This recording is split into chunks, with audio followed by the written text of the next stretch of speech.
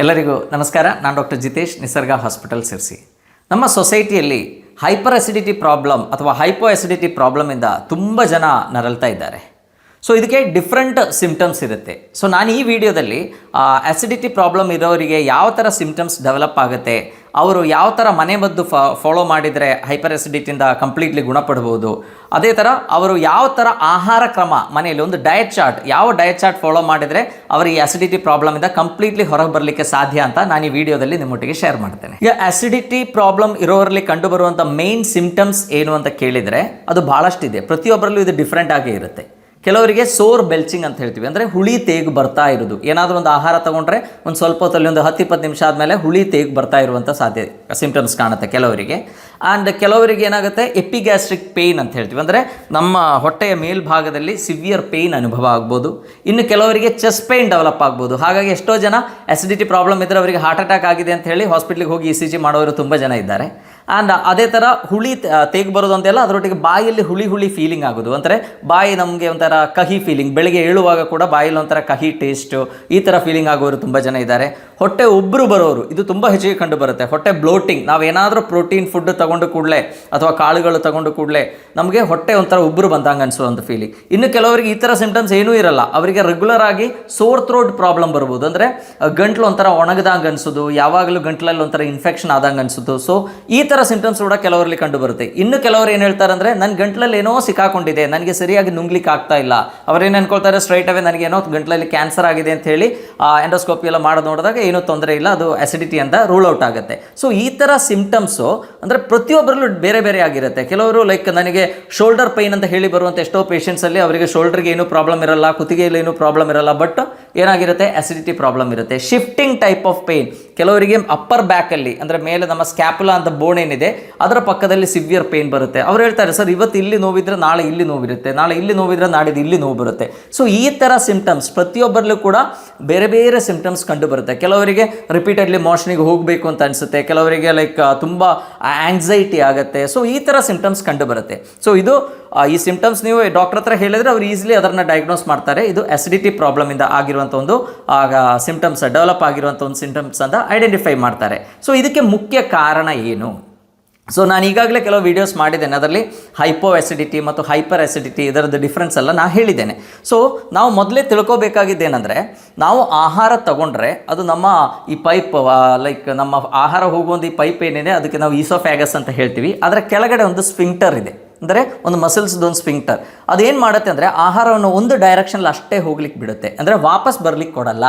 So ಯಾವಾಗ ಈ oesophageal sphincter, lower oesophageal sphincter ಇದೆ, ಅದಕ್ಕೆ ಏನಾದರೂ ಶಕ್ತಿ ಕಡಿಮೆ ಆದರೆ, ಅದು ಟೈಟಾಗಿ ಕ್ಲೋಸ್ ಆಗ್ತಾ ಇಲ್ಲ, ಲ್ಯಾಕ್ಸ್ಡ್ ಈಸೋಫೇಜಿಯಲ್ ಸ್ಫಿಂಕ್ಟರ್ ಇದ್ದರೆ ಏನಾಗುತ್ತೆ, ಹೊಟ್ಟೆಯಲ್ಲಿ ಇರುವಂಥ ಕಂಟೆಂಟ್ ಏನಿದೆಯಲ್ಲ, ಅದು ಆ್ಯಸಿಡ್ ಇರ್ಬೋದು, ಫುಡ್ ಇರ್ಬೋದು, ಅದೆಲ್ಲ ನಮಗೆ ಮೇಲೆ ರೀಗರ್ಜಿಟೇಟ್ ಆಗುವಂಥ ಸಾಧ್ಯತೆ ಇದೆ. ನಾವು ಇದಕ್ಕೆ ಯೂಶ್ವಲಿ GERD ಅಂತ ಹೇಳ್ತೀವಿ, ಗ್ಯಾಸ್ಟ್ರೋ ಈಸೋಫೇಜಿಯಲ್ ರಿಫ್ಲಕ್ಸ್ ಡಿಸೀಸ್ ಅಂತ ಹೇಳ್ತೀವಿ. ಸೊ ನೀವು ಎಲ್ಲರೂ ಲೈಕ್ ಎಕ್ಸ್ಪೀರಿಯನ್ಸ್ ಮಾಡಿರ್ಬೋದು, ನಾವು ಊಟ ಮಾಡಿ ಮಲಗಿದ ಕೂಡಲೇ ತೇಗು ಬರೋದು, ಹೊಟ್ಟೆಯಲ್ಲಿರುವಂಥ ಊಟ ಮಾಡಿದೆಲ್ಲ ನಮಗೆ ಹೊರಗಡೆ ಒಂಥರ ಲೈಕ್ ರಿಫ್ಲಕ್ಸ್ ಇಂದ ಅದು ಮೇಲೆ ಬರುತ್ತೆ. ಸೊ ಹುಳಿ ತೇಗು ಬರ್ತಾ ಇರ್ತದೆ.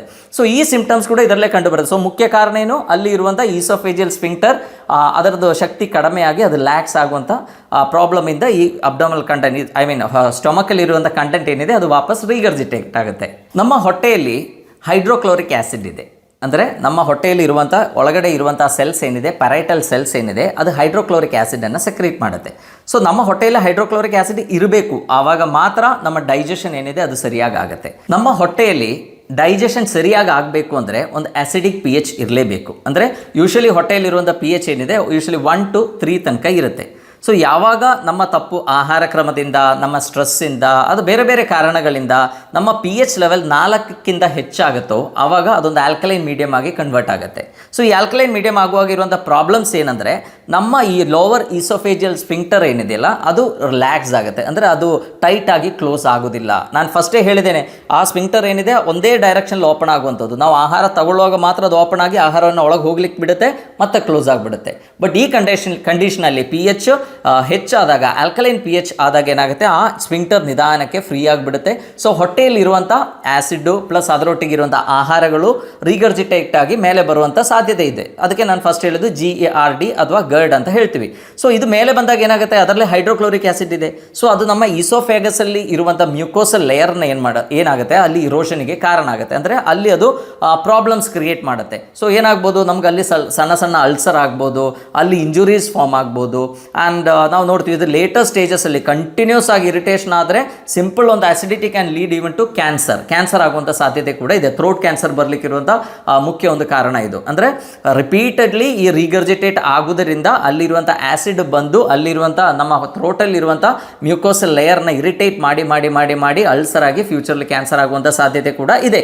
ಬಟ್ ಈ ಆಸಿಡಿಟಿ ಪ್ರಾಬ್ಲಮ್ ಏನಿದೆ, ನಮ್ಮ ಸಿಂಪಲ್ ಟ್ರಿಕ್ಸಿಂದ ನಮಗೆ ಕಂಪ್ಲೀಟ್ ಆಗಿ ಅದನ್ನು ಕಂಟ್ರೋಲ್ ಮಾಡಲಿಕ್ಕೆ ಸಾಧ್ಯ. ಸೊ ಈ ಥರ ಸಿಂಪ್ಟಮ್ಸ್ ಬಂದ ಕೂಡಲೇ ನಾವೇನು ಮಾಡ್ತೀವಿ, ಸೀದಾ ಒಂದು ಮೆಡಿಕಲ್ ಸ್ಟೋರ್ಸಿಗೆ ಹೋಗ್ತೀವಿ ಆ್ಯಂಡ್ ಒಂದು ಆ್ಯಂಟಾಸಿಡ್ ತಗೊಂಡು ಆಸಿಡಿಟಿಯಿಂದ ಒಂದು ಟೆಂಪರರಿ ರಿಲೀಫ್ ಸಲುವಾಗಿ ನಾವು ಒಂದು ಆ್ಯಂಟಾಸಿಡ್ ತಗೊಳ್ತೀವಿ. ಇದು ತಪ್ಪು. ಯಾಕೆಂದರೆ ನಾವು ಆ್ಯಂಟಾಸಿಡ್ ತೊಗೊಂಡು ಕೂಡಲೇ ಏನಾಗುತ್ತೆ, ನಮ್ಮ ಹೊಟ್ಟೆಯಲ್ಲಿ ಪ್ರೊಡ್ಯೂಸ್ ಆಗುವಂಥ ಆ್ಯಸಿಡನ್ನು ಅದು ನ್ಯೂಟ್ರಲೈಸ್ ಮಾಡುತ್ತೆ ತುರ್ತಕ್ಕೆ. ಅಂದರೆ ಫಾರ್ ದ ಟೈಮ್ ಬೀಂಗ್ ನಮಗೇನಾಗುತ್ತೆ, ಒಂದು ಸ್ವಲ್ಪ ರಿಲೀಫ್ ಸಿಗುತ್ತೆ. ಬಟ್ ನೀವೇ ವಿಚಾರ ಮಾಡಿ, ಅದಕ್ಕೆ ರೂಟ್ ಕಾಸ್ ಏನು, ಈ ಈಸೋಫೇಜಿಯಲ್ ಸ್ಫಿಂಕ್ಟರ್ ರಿಲ್ಯಾಕ್ಸ್ ಆಗಲಿಕ್ಕಿರೋ ಕಾರಣ ಏನು ಅಂದರೆ ಅಲ್ಲಿರೋ pH ಹೆಚ್ಚಾಗೋದು. ಸೊ ಆ್ಯಸಿಡ್ ಕಡಿಮೆ ಆದ ಕೂಡಲೇ ಏನಾಗುತ್ತೆ, ಮುಂದೆ ಲಾಂಗ್ ಟೈಮ್ ನಾವು ರೆಗ್ಯುಲರ್ಲಿ ತಗೊಳ್ತಾ ಇರ್ತೀವಿ. ಯಾರು ಕೂಡ ಒಂದ್ಸಲ ಆ್ಯಂಟಾಸಿಡ್ ತೊಗೊಂಡು ನಿಲ್ಲಿಸೋರಿಲ್ಲ. ಡಾಕ್ಟ್ರ್ ಒಂದು ಸ್ಪೆಸಿಫಿಕ್ ಡ್ಯೂರೇಷನ್ಗೆ ಅಷ್ಟೇ ಆ್ಯಂಟಾಸಿಡ್ ಕೊಟ್ಟರು ಕೂಡ ಎಷ್ಟೋ ಜನ ಲೈಫ್ ಲಾಂಗ್ ಆ್ಯಂಟಾಸಿಡ್ ತಗೊಳ್ತಾ ಇರ್ತಾರೆ. ಸೊ ಇವರಿಗೆ ಏನಾಗುತ್ತೆ ಅಂದರೆ ಆ ಹೊಟ್ಟೆಯಲ್ಲಿ ಇರುವಂಥ pH ಚೇಂಜ್ ಆಗಿ ಈವನ್ ಅಲ್ಲಿರುವಂಥ ಒಳ್ಳೆ ಬ್ಯಾಕ್ಟೀರಿಯಾಗಳು ಹಾಳಾಗಲಿಕ್ಕೂ ಅದೊಂದು ಕಾರಣ ಆಗುತ್ತೆ. And at the same time ಅವರಿಗೆ ಒಂದು ಕ್ರಾನಿಕ್ ಆಸಿಡಿಟಿ ಪೇಷಂಟ್ ಆಗಿ ಕನ್ವರ್ಟ್ ಆಗ್ತಾರೆ. ಅಂದರೆ ರೆಗ್ಯುಲರ್ಲಿ ಆ pH ಕರೆಕ್ಟಾಗಿ ಮೇಂಟೈನ್ ಆಗಲ್ಲ, pH ಸರಿಯಾಗಿಲ್ಲ, ಅಲ್ಲಿ ಆ್ಯಸಿಡ್ ಸರಿಯಾಗಿ ಪ್ರೊಡ್ಯೂಸ್ ಆಗ್ತಾ ಇಲ್ಲ ಅಂದರೆ ಏನಾಗುತ್ತೆ, ನಮ್ಮ ಡೈಜೆಷನ್ ಸರಿಯಾಗಿ ಆಗಲ್ಲ. ಡೈಜೆಷನ್ ಸರಿಯಾಗಿ ಆಗಿಲ್ಲ ಅಂದರೆ ಏನಾಗುತ್ತೆ, ಈ ಪ್ರಾಬ್ಲಮ್ ನಮ್ಮ ಲೈಫಲ್ಲಿ ಕಡಿಮೆ ಆಗಲ್ಲ. ಸೊ ನಾವೇನು ಮಾಡಬೇಕು, ನಿಮ್ಗೆ ಏನಾದರೂ ಆ್ಯಸಿಡಿಟಿ ಪ್ರಾಬ್ಲಮ್ ಇದೆ ಅಂದರೆ ಆ್ಯಂಟಾಸಿಡ್ಸ್ ಯೂಸ್ ಮಾಡೋದು ಲಾಸ್ಟ್. ನಮಗೆ ಫಸ್ಟ್ ನಮ್ಮ ಹತ್ರ ಸಾಧ್ಯ ಆಗುವಂಥ ಮನೆಯಲ್ಲಿ ಮಾಡುವಂಥ ಮನೆಮದ್ದುಗಳು ಏನೇನಿದೆ ಅದು ನಾನೀಗ ಎಕ್ಸ್ಪ್ಲೈನ್ ಮಾಡ್ತೇನೆ. ನಾವು ಯಾವ ಥರ ಆಹಾರ ಕ್ರಮವನ್ನು ಪಾಲಿಸಬೇಕು ಅದೆಲ್ಲ ಆದಮೇಲೆ ಆ್ಯಸಿಡಿಟಿ ಮತ್ತು ಸಿವಿಯರ್ ಇದ್ದರೆ ಮಾತ್ರ ಆ್ಯಂಟಾಸಿಡ್ಸಿಗೆ ಹೋಗಿ. First of all acidity problem develop ಆದ ಕೂಡಲೇ ಮೆಡಿಕಲ್ ಸ್ಟೋರ್ಸ್ಗೆ ಹೋಗಿ ಆ್ಯಂಟಾಸಿಡ್ ತಗೊಳ್ಳುವಂಥ ಹ್ಯಾಬಿಟ್ ಏನಿದೆ ಅದನ್ನು ಸ್ಟಾಪ್ ಮಾಡಿ. ಈಗ ಆ್ಯಸಿಡಿಟಿ ಪ್ರಾಬ್ಲಮ್ ಇದ್ದವರು ಮನೆಯಲ್ಲಿ ಏನೇನು ಮನೆ ಮದ್ದುಗಳನ್ನು ಫಾಲೋ ಮಾಡ್ಬೋದು ಅಂತ ನೋಡೋಣ. ಇದರಲ್ಲಿ ಫಸ್ಟ್ ಜಿಂಜರ್ ಅಥವಾ ಶುಂಠಿ. ಸೊ ಶುಂಠಿಯನ್ನು ನಮಗೆಲ್ಲ ಗೊತ್ತಿದೆ, ಈಗಿರೋ ಕೆಲವು ರಿಸರ್ಚ್ ಸ್ಟಡಿ ಏನು ಪ್ರೂವ್ ಮಾಡುತ್ತೆ ಅಂದರೆ it is one of the best medicine to reduce H. Pylori infection. ನಮಗೆ ಗೊತ್ತಿದೆ ಈ ಆಸಿಡಿಟಿ, ಅದು ಹೈಪೋ ಆಸಿಡಿಟಿ ಇರಲಿ ಹೈಪರ್ ಆಸಿಡಿಟಿ ಇರಲಿ, ಅದಕ್ಕೆಲ್ಲ ಮುಖ್ಯ ಕಾರಣ ಏನು ಅಂತ ಕೇಳಿದರೆ H. ಪೈಲೋರಿ, ಹೆಲಿಕೋಬ್ಯಾಕ್ಟರ್ ಪೈಲೋರಿ ಅಂತ ಒಂದು ಬ್ಯಾಕ್ಟೀರಿಯಾ, ಪ್ಯಾಥೋಜೆನಿಕ್ ಬ್ಯಾಕ್ಟೀರಿಯಾದು ಇನ್ಫೆಕ್ಷನ್. ಸೊ ಇದನ್ನು ಕಡಿಮೆ ಮಾಡುವಂಥ ಶಕ್ತಿ, ಇದರದ್ದು ಕಾನ್ಸಂಟ್ರೇಷನ್ನ ಕಡಿಮೆ ಮಾಡುವ ಶಕ್ತಿ ಈ ಜಿಂಜರ್ಗಿದೆ. ಅಂದರೆ ಈ ಈವನ್ ರೀಸೆಂಟ್ಲಿ ಬರುವಂಥ ಎಷ್ಟೋ ಸ್ಟೊಮಕ್ ಕ್ಯಾನ್ಸರ್ಸ್, ನಮ್ಮ GI ಟ್ರ್ಯಾಕ್ಟಲ್ಲಿ ಬರುವಂಥ ಕ್ಯಾನ್ಸರ್ಗೆ ಮುಖ್ಯ ಕಾರಣ H. ಪೈಲೋರಿ, ನಮ್ಮ ರಾಂಗ್ ವೇ ಆಫ್ ಲೈಫಿಂದ ಡೆವಲಪ್ ಆಗುವಂಥ ಒಂದು ಬ್ಯಾಕ್ಟೀರಿಯಾ ಇದು. ಅದು ನಮ್ಮ ಹೊಟ್ಟೆದು pH ಹೆಚ್ಚಾದಾಗ ಈ ಬ್ಯಾಕ್ಟೀರಿಯಾಗಳು ಹೆಚ್ಚಿಗೆ ಬೆಳೀತದೆ. ಸೊ ನಾವು ರೆಗ್ಯುಲರ್ ಆಗಿ ಆಫ್ಟರ್ ಫುಡ್ ಬೇಕಾದರೆ ಒಂದು 1 ಸ್ಪೂನ್ ಜಿಂಜರ್ ಜ್ಯೂಸನ್ನು ಅಥವಾ ಫ್ರೆಶ್ ಶುಂಠಿಯನ್ನು ಬಾಯಿಗಾಗಿ ಚ್ಯೂ ಮಾಡ್ಬೋದು, ಅಥವಾ ಶುಂಠಿ ಕಷಾಯ ಮಾಡ್ಬೋದು. ಇಲ್ಲ ನೀವೇನಾದರೂ ಆಸಿಡಿಟಿ ಇದ್ದವರು ಟೀ ಎಲ್ಲ ಅವಾಯ್ಡ್ ಮಾಡಬೇಕು, ಬಟ್ ಟೀ ಕುಡಿಯೋ ಹ್ಯಾಬಿಟ್ ಇದ್ದವರು ಅಟ್ಲೀಸ್ಟ್ ಅದು ಜಿಂಜರ್ ಟೀ ಮಾಡಿ ತಗೊಂಡ್ರು ಕೂಡ ತುಂಬ ಎಫೆಕ್ಟಿವ್ ಆಗಿರುತ್ತೆ. ಸೊ ಅದೇನು ಮಾಡುತ್ತೆ, ಈ H. ಪೈಲೋರಿ ಇನ್ಫೆಕ್ಷನ್ನ ಕಡಿಮೆ ಮಾಡುತ್ತೆ. ಆ್ಯಂಡ್ ಸೆಕೆಂಡ್ ಏನಂದರೆ ನಾವು ಈ ಆ್ಯಸಿಡ್ ರಿಫ್ಲೆಕ್ಸಿಂದ ಬರುವಂಥ ಇರಿಟೇಷನ್ ಏನಿದೆ, ನಮ್ಮ ಈಸೋಫ್ಯಾಗಸ್ ಏನಿದೆ, ಫುಡ್ ಹೋಗುವಂಥ ಪೈಪ್ ಏನಿದೆ, ಅಲ್ಲಿ ಆಗಿರುವಂಥ ಇಂಜುರೀಸ್ ಏನಿದೆ ಅದನ್ನು ಕಡಿಮೆ ಮಾಡಲಿಕ್ಕೆ ಈ ಜಿಂಜರ್ ಏನಿದೆ, ಶುಂಠಿ ಏನಿದೆ, ಅದು ವೆರಿ ಗುಡ್ ಹರ್ಬ್ ಅಂತ ನಾವು ಹೇಳ್ಬೋದು. And at the same time ಅದು ಮ್ಯೂಕಸ್ ಪ್ರೊಡಕ್ಷನನ್ನು ಹೆಚ್ಚು ಮಾಡುತ್ತೆ. ಮ್ಯೂಕಸ್ ಪ್ರೊಡಕ್ಷನ್ ಹೆಚ್ಚಾದಾಗ ಏನಾಗುತ್ತೆ, ಆ ಹೆಚ್ಚಿಗಿರುವಂಥ ಆ್ಯಸಿಡ್ ಏನಿದೆ, ಈಸೋಫ್ಯಾಗಸಲ್ಲಿ ಬಂದಿರೋ ಆ್ಯಸಿಡ್ ಅದನ್ನು ನ್ಯೂಟ್ರಲೈಸ್ ಮಾಡಲಿಕ್ಕೂ ಕೂಡ ಈ ಜಿಂಜರಿಗೆ ಒಳ್ಳೆಯ ಒಂದು ಕೆಪಾಸಿಟಿ ಇದೆ. ಆ್ಯಂಡ್ ಇದು ಡೈಜೆಷನ್ನ ಇಂಪ್ರೂವ್ ಮಾಡುತ್ತೆ ಮತ್ತು ಗ್ಯಾಸ್ಟ್ರಿಕ್ ಎಂಪ್ಟಿಯಿಂಗ್ ಟೈಮ್ ಅಂತ ಹೇಳ್ತೀವಿ. ಸೊ ಅದನ್ನು ಏನು ಮಾಡುತ್ತೆ, ಅದು ಸ್ಪೀಡಪ್ ಮಾಡುತ್ತೆ. ಅಂದರೆ ಭಾಳ ಹೊತ್ತು ಹೊಟ್ಟೆಯಲ್ಲಿ ಫುಡ್ ನಿಲ್ಲುವಂಥದನ್ನು ಸ್ಪೀಡಪ್ ಮಾಡಿ ಇಮ್ಮಿಡಿಯೇಟ್ಲಿ ಆಸಿಡಿಟಿಯಿಂದ ಒಳ್ಳೆಯ ರಿಲೀಫ್ ನಮಗೆ ಸಿಗುತ್ತೆ. ಸೊ ನಮ್ಮ ಹೊಟ್ಟೆಯಲ್ಲಿರುವಂಥ ಈ ಹೈಡ್ರೋಕ್ಲೋರಿಕ್ ಆ್ಯಸಿಡ್ ಮೇಲೆ ಬಂದಾಗ ಅಲ್ಲಿ ಇರಿಟೇಷನ್ ಆಗಿರುತ್ತೆ. ಸೊ ಆ ಇರಿಟೇಷನ್ ಕಡಿಮೆ ಮಾಡಲಿಕ್ಕೂ ಕೂಡ, ಆ ಆ್ಯಸಿಡ್ ಮಾಡಿರುವಂಥ ಇರಿಟೇಷನ್ ಕಡಿಮೆ ಮಾಡಲಿಕ್ಕೂ ಕೂಡ ಜಿಂಜರ್ ಜ್ಯೂಸ್ ಏನಿದೆ ಅದು ತುಂಬ ಒಳ್ಳೆಯ ಒಂದು ಹರ್ಬ್ ಅಂತ ಹೇಳ್ಬೋದು. ಆ್ಯಂಡ್ ಅದರೊಟ್ಟಿಗೆ ಅದು ಸಲೈವೇಷನ್ ಹೆಚ್ಚು ಮಾಡುತ್ತೆ. ನಮಗೆಲ್ಲ ಗೊತ್ತಿದೆ, ನಮ್ಮ ಸಲೈವ ಏನಿದೆ ಅದರಲ್ಲಿ ಕೂಡ ಡೈಜೆಷನಿಗೆ ಬೇಕಾಗಿರೋ ಎನ್ಸೈಮ್ಸ್ ಇದೆ, ಟೈಲಿನ್ ಅಂತ ಇದೆ. ಸೊ ಅದರ ಪ್ರೊಡಕ್ಷನ್ ಹೆಚ್ಚು ಮಾಡಿದಾಗ ಏನಾಗುತ್ತೆ, ಡೈಜೆಷನ್ ಸ್ಪೀಡಪ್ ಆಗುತ್ತೆ, ಬೇಗ ಡೈಜೆಸ್ಟ್ ಆಗಿ ಫುಡ್ ಪಾರ್ಟಿಕಲ್ ನಮ್ಮ ಹೊಟ್ಟೆಯಲ್ಲಿ ಉಳಿಯುವುದರ ಏನಿದೆ ಲಾಂಗ್ ಟರ್ಮ್ ಇರೋದು ಕಡಿಮೆ ಆಗುತ್ತೆ. ಮತ್ತು ಶುಂಠಿ ಒಂದು ಒಳ್ಳೆ ಆ್ಯಂಟಿ ಇನ್ಫ್ಲಮೇಟ್ರಿ ಮತ್ತು ಆ್ಯಂಟಿ ಆಕ್ಸಿಡೆಂಟ್ ಆಗಿದ್ದಕ್ಕೆ ಅಲ್ಲಿ ಆಗಿರುವಂಥ ಇಂಜುರೀಸ್ ಅಥವಾ ಇನ್ಫ್ಲಮೇಷನ್ನ ಕಡಿಮೆ ಮಾಡಿ ನಮ್ಮ ಮ್ಯೂಕೋಸಲ್ ಹೆಲ್ತ್ ಇಂಪ್ರೂವ್ ಮಾಡಲಿಕ್ಕೆ, ಮತ್ತು ಅಲ್ಲಿರುವಂಥ ಸ್ಮೂತ್ ಮಸಿಲ್ ಸ್ಪ್ಯಾಸಮನ್ನು ಕೂಡ ಕಡಿಮೆ ಮಾಡಲಿಕ್ಕೆ. ಯಾಕೆಂದರೆ ನಮ್ಮ ಇದರೊಳಗೆಲ್ಲ ಒಂದು ಮಸಿಲ್ಸ್ ಇದೆ, ಅದಕ್ಕೆ ನಾವು ಸ್ಮೂತ್ ಮಸಿಲ್ ಅಂತ ಹೇಳ್ತೀವಿ. ಸೊ ಈ ಥರ ಇರಿಟೇಷನ್ ಆದಾಗ ಏನಾಗುತ್ತೆ, ಸ್ಮೂತ್ ಮಸಿಲ್ಸ್ ತುಂಬ ಸ್ಪ್ಯಾಸಮ್ ಇರುತ್ತೆ, ಅದನ್ನೇ ಕೂಡ ಕಡಿಮೆ ಮಾಡಲಿಕ್ಕೂ ಕೂಡ ಶುಂಠಿ one of the best medicine ಅಂತ ಹೇಳ್ಬೋದು. ಎರಡನೇ ಮನೆ ಮದ್ದು ಏನಂದರೆ ಲಿಕೋರೈಸ್ ಅಥವಾ ಜ್ಯೇಷ್ಠ ಮಧು ಅಥವಾ ಎಷ್ಟಿ ಮಧು. ಸೊ ನಮಗೆಲ್ಲ ಗೊತ್ತಿದೆ, ಈವನ್ ನಮ್ಮ ವಾಯ್ಸ್ ಕ್ಲಿಯರ್ ಆಗಲಿಕ್ಕೆ, ನಮ್ಮ ವೋಕಲ್ ಕಾರ್ಡ್ಗೆ ಏನಾದರೂ ಪ್ರಾಬ್ಲಮ್ ಇದ್ದರೆ, ಸೊ ಇದಕ್ಕೆಲ್ಲ ನಾವು ಎಷ್ಟು ಮದ್ದು ಉಪಯೋಗ ಮಾಡ್ತೀವಿ. ಸೊ ರೀಸೆಂಟ್ಲಿ ಇರುವಂಥ ರಿಸರ್ಚ್ ಸ್ಟಡೀಸಲ್ಲಿ ಎಷ್ಟು ಮದ್ದು ರೆಗ್ಯುಲರ್ ಆಗಿ ಯೂಸ್ ಮಾಡಿದರೆ ಅದರ ಕಷಾಯ ಮಾಡ್ಬೋದು, ಬೇಕಾದರೆ ಡೈರೆಕ್ಟ್ಲಿ ಚ್ಯೂ ಮಾಡ್ಬೋದು, ಅಥವಾ ನಾವು ಅದನ್ನು ಆ್ಯಸ್ ಲೈಕ್ 1-2 ಗ್ಲಾಸ್ ನೀರಿಗೆ 1-2 ಚಮಚ ಹಾಕಿ ಕುದಿಸಿ ಅದನ್ನು ಅರ್ಧ ಗ್ಲಾಸಿಗೆ ಬತ್ತಿ ಅದು ರೆಗ್ಯುಲರ್ಲಿ ತಗೊಳ್ಳೋದ್ರಿಂದ, ಈವನ್ ಖಾಲಿ ಹೊಟ್ಟೆಯಲ್ಲಿ ಕೂಡ ತಗೊಳ್ಳೋದ್ರಿಂದ ಈ ಎಚ್ ಪೈಲೋರಿ ಇನ್ಫೆಕ್ಷನ್ ತುಂಬ ಕಡಿಮೆ ಆಗುತ್ತೆ. ಹಾಗೂ ಆ ಮ್ಯೂಕೋಸಲ್ ಹೆಲ್ತ್ ಏನಿದೆ, ನಮ್ಮ ಈಸೋಫೇಜಿಯಲ್ ಮ್ಯೂಕೋಸಲ್ ಹೆಲ್ತ್ ಇಂಪ್ರೂವ್ ಆಗುತ್ತೆ. ಸೊ ಹಾಗಾಗಿ ಏನಾಗುತ್ತೆ, ಅಲ್ಲಿ ಆಗಿರುವಂಥ ಇಂಜುರೀಸ್, ಸಣ್ಣ ಇರೋಷನ್ಸ್ ಇರ್ಬೋದು ಅಥವಾ ಅಲ್ಸರ್ಸ್ ಇರ್ಬೋದು, ಅದು ಹೀಲ್ ಮಾಡಲಿಕ್ಕೂ ಕೂಡ ಎಷ್ಟಿ ಮದ್ದು one of the best medicine. So ಈ ಥರ ಪ್ರಾಬ್ಲಮ್ ಇರೋವರಿಗೆ, ಸೋರ್ ಬೆಲ್ಚಿಂಗ್ ಅಥವಾ ರಿಫ್ಲೆಕ್ಸ್ ಎಲ್ಲ ಇರೋರು ಏನು ಮಾಡಬೇಕು, ರೆಗ್ಯುಲರ್ಲಿ ಎಷ್ಟಿ ಮದ್ದು ಲೈಕ್ ಕಷಾಯ ಮಾಡಿ ಅದನ್ನು ತಗೋಬೋದು. ಆ್ಯಂಡ್ ಅಥವಾ ಈವನ್ ಡೈರೆಕ್ಟ್ಲಿ ಅದು ರೆಗ್ಯುಲರ್ ತಗೊಳ್ಳೋದ್ರಿಂದ ಕೂಡ ತುಂಬ ಹೆಲ್ಪ್ ಆಗುತ್ತೆ. ಆ್ಯಂಡ್ ಈವನ್ ಅದರದ್ದು ಕ್ಯಾಪ್ಸ್ಯೂಲ್ಸ್ ಅಥವಾ ಟ್ಯಾಬ್ಲೆಟ್ಸ್ ಕೂಡ ಸಿಗುತ್ತೆ. ಸೊ ಇದು ತಗೊಳ್ಳೋದ್ರಿಂದ ಕೂಡ ಏನಾಗುತ್ತೆ, ನಮ್ಮ ಹೊಟ್ಟೆಯಲ್ಲಿರುವಂಥ ಎಚ್ ಪೈಲೋರಿ ಕಾನ್ಸಂಟ್ರೇಷನ್ ಕಡಿಮೆ ಆಗಿ ಫ್ಯೂಚರ್ಲಿ ಬರಲಿಕ್ಕಿರುವಂಥ ಭಾಳಷ್ಟು ಕಾಂಪ್ಲಿಕೇಶನ್ಸ್ನ ತಡೆಗಟ್ಟಲಿಕ್ಕೆ ಸಾಧ್ಯ. ಮೂರನೇ ಮತ್ತು ವೆರಿ ಇಂಪಾರ್ಟೆಂಟ್ ಆಗಿರುವಂಥ ಒಂದು ಮೆಡಿಸಿನ್ ಯಾವುದು ಅಂತ ಕೇಳಿದರೆ ಆ್ಯಪಲ್ ಸಿಡರ್ ವಿನೆಗರ್. ಈಗಾಗಲೇ ನಾನು ಲಾಸ್ಟ್ ಟೈಮ್ ನಾನು ಅಸಿಡಿಟಿ ಬಗ್ಗೆ ಮಾಡಿರುವ ವಿಡಿಯೋದಲ್ಲಿ ಅದರ ಬಗ್ಗೆ ನಿಮಗೆ ಕ್ಲಿಯರಾಗಿ ಹೇಳಿದ್ದೇನೆ. ತುಂಬ ಜನರಿಗೆ ಈ ಥರ ಸಮಸ್ಯೆಗಳೆಲ್ಲ ಬರಲಿಕ್ಕಿರುವ ಮುಖ್ಯ ಕಾರಣ hypo acidity. So hypo acidity ಇದ್ದಾಗ ನಾನು ಹೇಳಿದ್ದೇನೆ ಈಗ ಲೈಕ್ pH ಹೆಚ್ಚಾದಾಗ ಏನಾಗುತ್ತೆ, ಆಲ್ಕಲೈನ್ ಮೀಡಿಯಮ್ ಆಗುತ್ತೆ. ಸೊ ನಮ್ಮ ಫುಡ್ ಸರಿಯಾಗಿ ಡೈಜೆಸ್ಟ್ ಆಗಲ್ಲ, ನಮ್ಮ ಈಸೋಫಿಜಿಯಲ್ ಸ್ಫಿಂಕ್ಟರ್ ಎಷ್ಟು ಸ್ಟ್ರಾಂಗ್ ಆಗಿ ಕ್ಲೋಸ್ ಆಗಬೇಕು ಅಷ್ಟು ಸ್ಟ್ರಾಂಗ್ ಆಗಿ ಕ್ಲೋಸ್ ಆಗಲ್ಲ. ಸೊ ಅದರಿಂದ ಈ ಪ್ರಾಬ್ಲಮ್ಸ್ ಎಲ್ಲ ಡೆವಲಪ್ ಆಗುತ್ತೆ.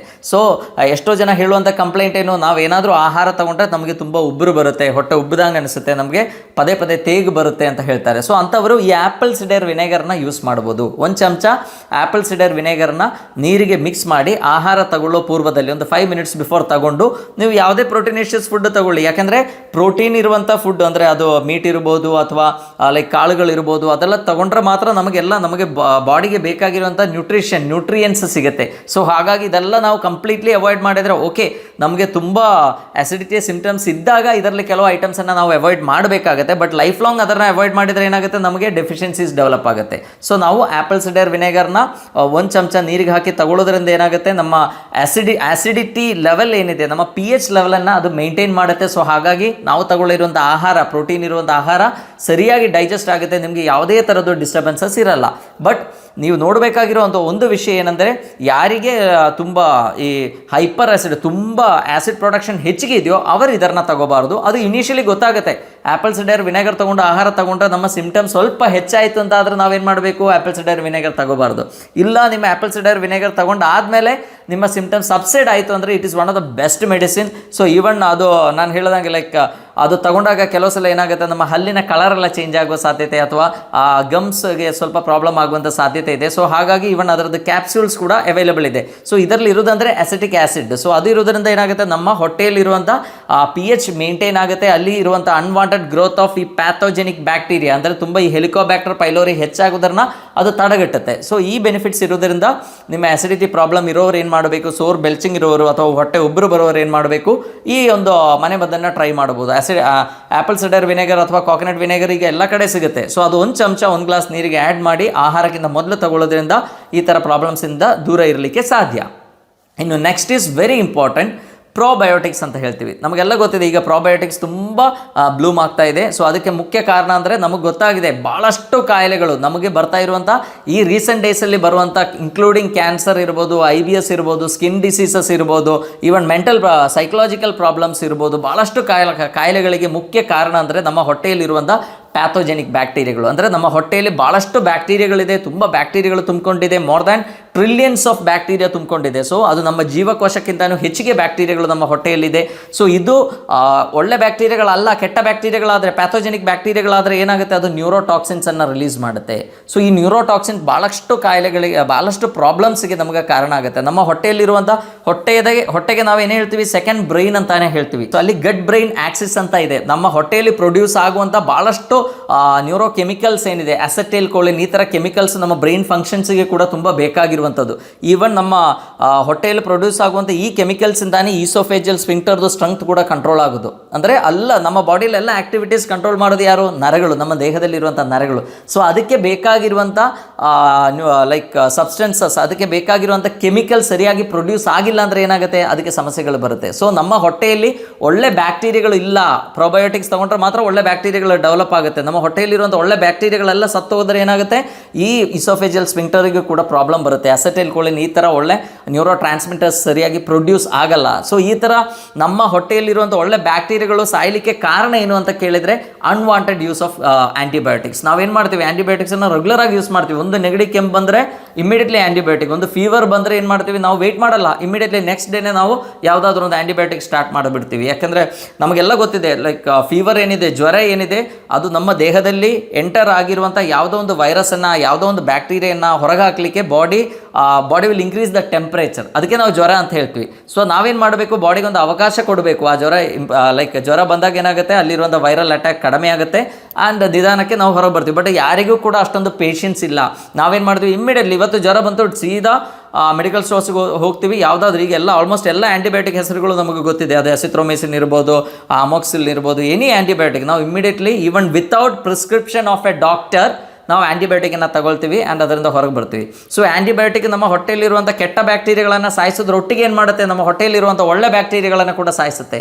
ಸೊ ಅದು ಲೇಟೆಸ್ಟ್ ಸ್ಟೇಜಸಲ್ಲಿ ನಮಗೇನಾಗುತ್ತೆ? ಈ ಥರ ಪ್ರಾಬ್ಲಮ್ಸ್ ಡೆವಲಪ್ ಆಗಲಿಕ್ಕೆ ತುಂಬ ಕಾರಣ ಆಗುತ್ತೆ. ಸೊ ಒಳ್ಳೆ ಪ್ರೋಬಯೋಟಿಕ್ ಫುಡ್ಡನ್ನು ನಾವು ತಗೋಬೇಕಾಗುತ್ತೆ. ಸೊ ಪ್ರೋಬಯೋಟಿಕಲ್ಲಿ ಭಾಳಷ್ಟು ಟೈಪ್ಸ್ ಇದೆ. ಅದು ನಿಮಗೆ ತುಂಬ ಪ್ರೋಬಯೋಟಿಕ್ ಫುಡ್ ಸಪ್ಲಿಮೆಂಟ್ಸಲ್ಲೇ ಸಿಗುತ್ತೆ ಪ್ರೋಬಯೋಟಿಕ್ದು.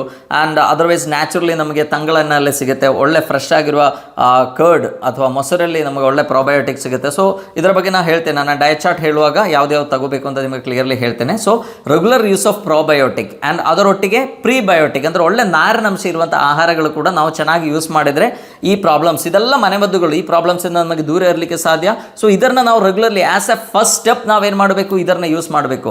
ಒಂದು ಆಸಿಡಿಟಿ ಬಂದ ಕೂಡಲೇ ನಾವು ಅಂಗಡಿಗೆ ಹೋಗಿ ರ್ಯಾಂಟ್ಯಾಕ್ ಅಥವಾ ರಾಬಿಪ್ರೋಸೋಲ್ ಅಥವಾ ಹೋಮೋಪ್ರೋಸೋಲ್ ಅಥವಾ ಪ್ಯಾಂಟಪ್ರೋಸೋಲ್ ತಗೊಳ್ಳೋದಲ್ಲ. ಸೊ ಈ ಥರ ಮನೆ ಮದ್ದುಗಳನ್ನು ನೀವು ಫಾಲೋ ಮಾಡಿ ಕಡಿಮೆ ಆಗ್ತಾ ಇಲ್ಲ ಅಂದ್ರೆ ಮಾತ್ರ we can think of the next step. ಇದರೊಟ್ಟಿಗೆ ನಾವು ಕಪ್ಪು ಜೀರಿಗೆ ಯೂಸ್ ಮಾಡ್ಬೋದು, ಅದರ ಕಷಾಯ ಮಾಡ್ಬೋದು. ನಮಗೆಲ್ಲ ಗೊತ್ತಿದೆ, ನಾವು ಆಹಾರದ ನಂತರ ಜೀರಿಗೆ ಕಷಾಯ ಮಾಡಿ ತೊಗೊಂಡ್ರೆ ಏನಾಗುತ್ತೆ? ನಮಗೆ ಹೊಟ್ಟೆ ಉಬ್ಬರು ಬರೋದೆಲ್ಲ ತುಂಬ ಕಂಟ್ರೋಲ್ ಮಾಡಲಿಕ್ಕೆ ಸಾಧ್ಯ. ಅದೇ ಥರ ಜಿಂಕ್ ರಿಚ್ ಫುಡ್ ತಗೊಳ್ಳೋದು ನಮ್ಮ ಮ್ಯೂಕೋಸಲ್ ಹೆಲ್ತ್ ಇಂಪ್ರೂವ್ ಮಾಡಲಿಕ್ಕೆ ತುಂಬ ಸಾಧ್ಯ. ಯಾಕಂದರೆ ನಮ್ಮ ಹೊಟ್ಟೆಯಲ್ಲಿರುವಂಥ ಪ್ಯಾರೈಟೈಡ್ ಸೆಲ್ಸ್ ಸರಿಯಾಗಿ ಆ್ಯಸಿಡ್ ಪ್ರೊಡ್ಯೂಸ್ ಮಾಡಬೇಕು, ಅವಾಗ ಮಾತ್ರ ನಮ್ಮ ಡೈಜೆಷನ್ ಎಲ್ಲ ಸರಿಯಾಗುತ್ತೆ. ಸೊ ಭಾಳಷ್ಟು ಈ ಥರ ನ್ಯೂಟ್ರಿಯೆಂಟ್ಸ್ ನಾವು ರೆಗ್ಯುಲರ್ ಫುಡ್ಡಲ್ಲಿ ಇನ್ಕ್ಲೂಡ್ ಮಾಡಿದರೆ ನಮ್ಮ ಈ ಅಸಿಡಿಟಿ ಪ್ರಾಬ್ಲಮಿಂದ ನಮಗೆ ಕಂಪ್ಲೀಟ್ಲಿ ಹೊರಗೆ ಬರಲಿಕ್ಕೆ ಸಾಧ್ಯ. ಸೊ ಈಗ ಅಸಿಡಿಟಿ ಪ್ರಾಬ್ಲಮ್ ಇದ್ದರೆ ಯಾವ ಥರ ಸಿಂಪ್ಟಮ್ಸ್ ಡೆವಲಪ್ ಆಗುತ್ತೆ? ಅದು ಹೈಪೋ ಅಸಿಡಿಟಿನ, ಹೈಪರ್ ಅಸಿಡಿಟಿನ, ಅಥವಾ ಈ ಥರ ಸಿಂಪ್ಟಮ್ಸ್ ಬಂದರೆ ನಾವು ಯಾವ್ಯಾವ ಮನೆ ಮದ್ದುಗಳನ್ನು ಯೂಸ್ ಮಾಡಿ ಅದನ್ನು ಕಂಪ್ಲೀಟ್ಲಿ ಗುಣಪಡಿಸ್ಬೋದು ಅಂತ ನಾನೀಗ ನಿಮ್ಮೊಟ್ಟಿಗೆ ಶೇರ್ ಮಾಡಿದ್ದೇನೆ. ಆ್ಯಂಡ್ ಈಗ ಅಸಿಡಿಟಿ ಇದ್ದವರು ಯಾವ ಥರ ಡಯಟ್ ಚಾರ್ಟನ್ನು ಫಾಲೋ ಮಾಡಬೇಕು? ಯಾಕಂದರೆ ನಮಗೆ ಅದರದ್ದು ನ್ಯೂಟ್ರಿಯೆಂಟ್ಸ್ ಎಲ್ಲ ನಾನು ನಿಮ್ಮೊಟ್ಟಿಗೆ ಶೇರ್ ಮಾಡಿದ್ದೇನೆ, ಬಟ್ ಒಂದು ಕ್ಲಿಯರ್ ಡಯಟ್ ಚಾರ್ಟ್ ಕೊಟ್ಟರೆ ನಿಮ್ಗೆ ಇನ್ನೂ ಅನುಕೂಲ ಆಗ್ಬೋದು ಅಂತ ನನಗೆ ಗೊತ್ತು. ಸೊ ಹಾಗಾಗಿ ನಾನು ನೆಕ್ಸ್ಟ್ ವಿಡಿಯೋದಲ್ಲಿ ಒಂದು ಕಂಪ್ಲೀಟ್ ಅಸಿಡಿಟಿ ಡಯಟ್ ಚಾರ್ಟನ್ನು ನಿಮ್ಮೊಟ್ಟಿಗೆ ಶೇರ್ ಮಾಡ್ತೇನೆ ಅಂತ ಹೇಳ್ತಾ ಧನ್ಯವಾದ.